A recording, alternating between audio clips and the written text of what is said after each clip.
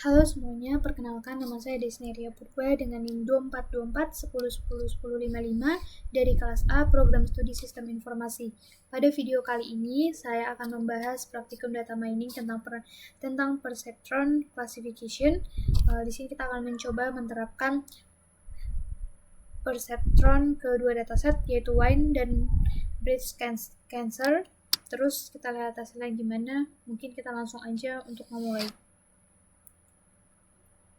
Di sini dikatakan ulangi proses klasifikasi menggunakan perceptron pada dataset wine dan breast cancer dari library scikit-learn. Masing-masing gunakan perbandingan 0.2, 0.3, dan 0.4. Tuliskan akurasinya. Pada bagian pertama di sini aku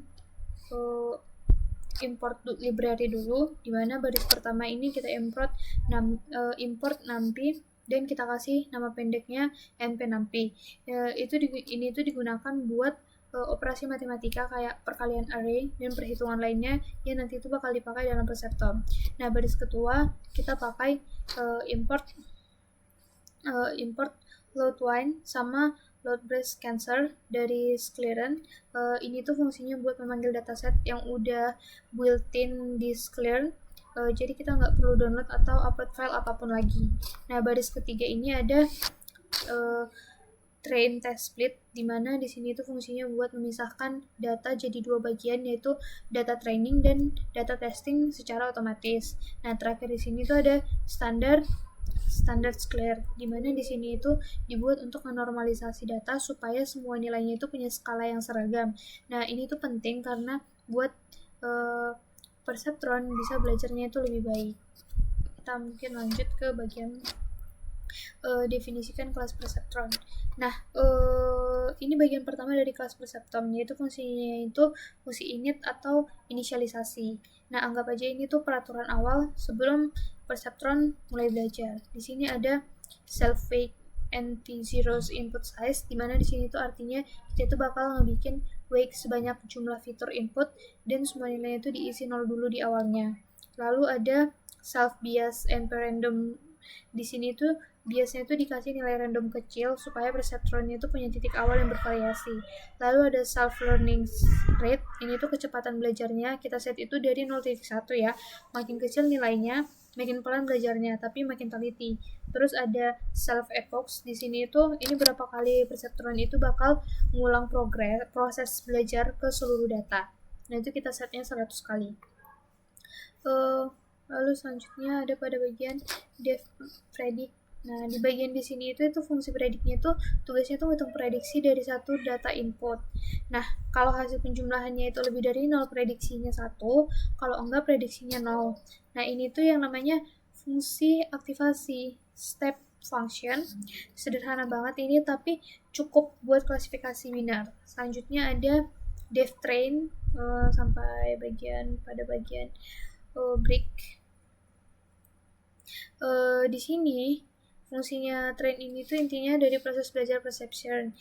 Loop pertamanya itu for epoch in range, itu artinya proses belajarnya itu dihitung sampai maksimal 100 kali.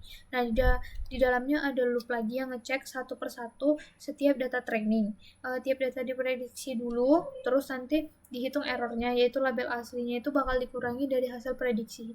Nah, kalau error 0 berarti prediksinya itu udah benar. Jadi weights-nya itu nggak akan diubah kalau errornya bukan 0.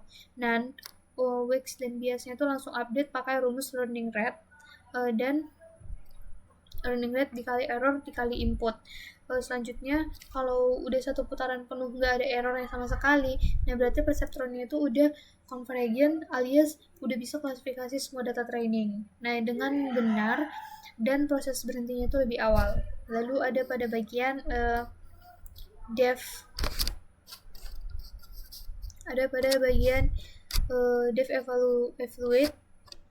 evaluate self test input test label. Nah, untuk bagian ini tuh fungsi evaluate-nya itu buat mengukur seberapa akurat model kita di data testing nantinya. Kita prediksi semua data tes itu satu persatu, terus hasilnya itu dibandingkan dengan label aslinya. Yang benar itu dibagi total data, itulah akurasinya. Jadi misalnya 19 benar dari 20 data, berarti akurasinya ada 95% gitu. Mungkin kita masuk ke bagian A, yaitu dataset wine. Di sini yang pertama adalah load dan filter dataset wine. Nah, di sini kita load dataset wine dari Sclern wine data. Itu isinya tuh wine target, itu labelnya.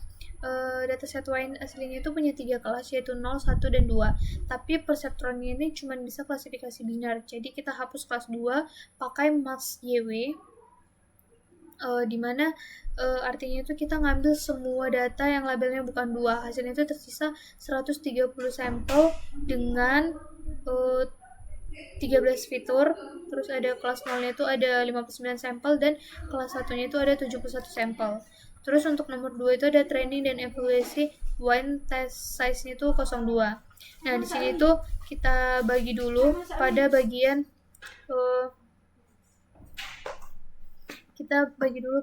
data pakai train test split. Di sini tuh testnya tuh 0,2 artinya itu 20%, jadi data testing, 80% itu jadi data training. Nah, random state 42 itu supaya pembagiannya itu sama setiap kali dijalankan, jadi hasilnya itu bakal konsisten. Terus kita normalisasi pakai fit transform. Di sini data trainingnya itu artinya standard clear, belajar dulu rata-rata dan standar deviasinya dari data training, terus langsung diterapkan. Sedangkan di data testing kita pakai transform aja, bukan fit transform, karena supaya skala yang dipakai itu tetap sama dengan data training.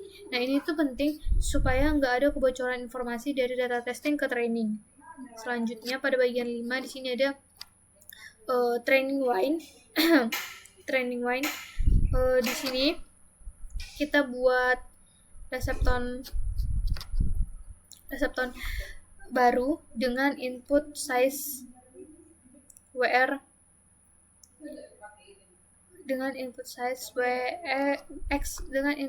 XWTR shape 1. Nah, di sini itu artinya jumlah weeks mengikuti jumlah fitur data. Dalam hal ini tuh ada 13 fitur. Nah, terus kita panggil titik train untuk mulai proses belajar. Bisa dilihat di output, perseptron ini konvergen cepat, artinya dia berhasil klasifikasi semua data training tanpa error sebelum epoch ke 100. Nah, ini tuh kita ulangi prosesnya ini untuk tes size 03 dan 04 dengan cara yang sama persis, tinggal ganti angka tes size-nya aja. Jadi untuk tes size 03 dan 04 itu sama, cuman ganti angka tes size-nya aja. Mungkin kita bisa langsung aja masuk ke bagian B dataset. Di bagian B dataset breast cancer di sini, yang pertama kita load data breast cancer dulu. Di sini database breast cancer ini udah dibinar dari sananya, jadi nggak perlu difilter lagi. Nah, label 0 itu tumor ganas atau maligan, label 1 itu adalah tumor jinak atau benign. Totalnya ada 569 sampel dengan 30 fitur, jauh lebih banyak dari wine tadi. Terus kita jalankan hal yang sama, split datanya jadi 3 perbandingan, terus training dan evaluasi. Nah, kita mungkin lanjut aja ke training dan evaluasi breast cancer untuk tes size 02. Nah, di bagian ini itu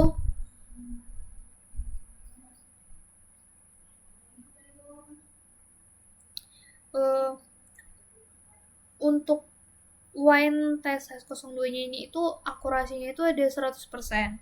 Tes size-nya itu kalau 0.3 itu akurasinya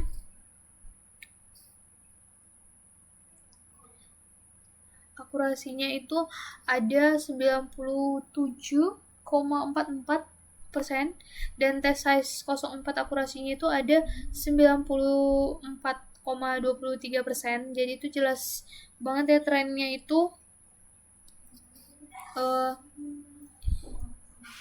jelas banget, dimana di sini trennya tuh makin besar tes size, makin turun akurasinya karena data trainingnya tuh akan semakin sedikit. Nah, untuk breast cancer tes size-nya tuh 0.2, akurasinya itu 95,61%. Terus tes size 03-nya itu akurasinya itu 95,32%, dan tes size 0.4 itu akurasinya itu ada 95,61%. Nah, itu stabil banget, hampir nggak ada perubahan di ketiga perbandingannya. Untuk bagian kesimpulan, Jadi kesimpulannya itu adalah Perceptron ini itu berhasil klasifikasi dua dataset ini dengan akurasi tinggi, di mana di Wine ini akurasinya itu sangat dipengaruhi banyaknya data training karena jumlah datanya itu lebih sedikit, sedangkan di breast cancer akurasinya itu stabil karena datanya itu banyak, jadi modelnya itu tetap bisa belajar dengan baik meskipun proses trainingnya itu dikurangi. Normalisasi data juga terbukti penting ya supaya perseptron itu bisa konvergen dan optimal. Nah, mungkin sekian aja penjelasan yang dapat saya jelaskan mengenai pengerjaan LKM 6. Sekian dulu dari video ini, semoga bermanfaat. Terima kasih semuanya.